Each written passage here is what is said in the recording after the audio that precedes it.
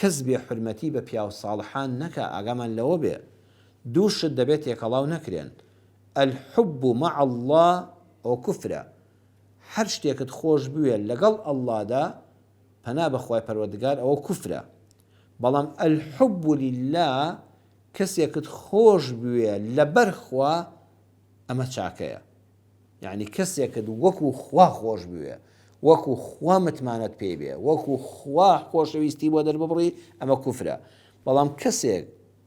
زانایەک شێخێک مشایخێکت خۆش دەوێت بەس لەبەر خوا لەبەر ئەوەی خزمەتکاری دینەکەی خوایە بەڕاستی ئەمە بە چاکە و عیبادەت دەنووسرێ بۆیە لە قورئان دەفەرمێ یا لەیتەنی اتەخەذت مع الرەسوول سەبیلا ئێمە مع الرەسوولمان هەیە من لەگەڵ ئەو ڕێبازەم کە پێغەمبەری خوا محەممەد صلی الله عليه وسلم لەگەڵی بوو ئێمە پێغەمبەر پەرست نین بۆیە ئیمامی ئەبوو بەکر ڕەزا و ڕەحمەتی خوای لێبێت چەند جوان لە دینی خوای پەروەردگار حاڵی بوو بۆیە شایەنی ئەوە بوو جێنشینی یەکەمی پێغەمبەری خوا بە صلی الله عليه وسلم شایەنی ئەوە بوو قورئان شایەتی بۆ بدا ثانیە اثنەینە کاتێک کە پێغەمبەری خوا صلی الله عليه وسلم وفاتی کرد و چۆ بارگای خوای پەروەردگار و ئەرک و ئەمانەتەکەی سەر زەوی تەواو کرد هەموو سەحابەش لەژا بوون تەنانەت ئیمامی عومەر هەڕەشەی دەکرد هەر کەسێ بڵێ پێغەمبەری خوا مردووە دەیکوژم پێغەمبەری خوا نەمردووە وەکو موسا سەلامی خوای لەسەر بێت چۆتەوە حزوری خوا و دوای چەند ڕۆژێکی تر دەگەڕێتەوە دەفەرمێ ئیمامی ئەبوبەکر فەرمووی عومەر هێواش بە خەڵکی ئاگادار بن من كان يعبد محمدا فإن محمدا قد مات ومن كان يعبد الله فإن الله حي لا يموت هەر کەسێک محەممەدی دەپەرست ئەوە دڵنیابن کە محەممەد مرد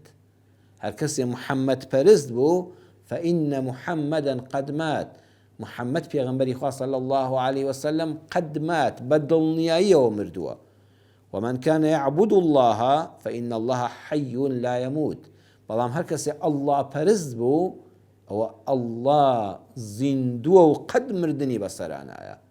چاولێ ئەوە عەقیدەمانە ئێمە محەممەد پەرست نین صلی الله عليه وسلم ئێمە مع الرەسوول لەگەڵ پێغەمبەری خوادا صلی الله عليه وسلم شوێن کەوتوی منهەجەکەین سەبیلەکەین ڕێبازەکەین کە قورئانە بەڵام ئێمە ئەڵڵا پەرستین ئەو ئەڵڵایەی کە ناخەوێ کە نامرێ کە نەخۆش نابێ لا تأخذه سینة ولا نوم نەک ناخەوێ و نەوزیشی نایە هیلاک نابێ ماندوو نابێ بەردەوام بە ئاگایە ئەزەلیە و ئەبەدیە هەموو شتێک بەلایەوە ئاسانتر لە کون فەیەکونێکە فەرمووی ببە و دەبێ وەیە لە هەموو شتێکە پشت بەو دەبەستین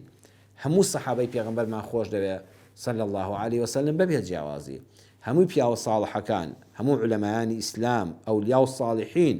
ئەمانە الحب للهیە خۆشەویستیمان هەیە بۆیان لەبەر خاتری خوا بەڵام نابێ ئەوە بگاتە ئاستێک بێتە الحب مع الله خۆشەویستی هیچ کەسێک نابێ لەگەڵ خوادا هاوتا بکرێ یەکسان بکرێ نەخێر دەکرێت کەسێ دوعایەکی خێرت بۆ بکە بەڵام نابێت چاوەڕێی ئەوە لێبێ نەعوذ بالله ئەو شتانی کە تایبەتن بەخوای پەروەردگارەوە ئەم ساڵحە ئەم پیاوچاکە ئەم قەبرە ئەم فڵان کەسە بۆت دەکات نە بە زیندویی نە بە مردووی غەیری ئەڵڵا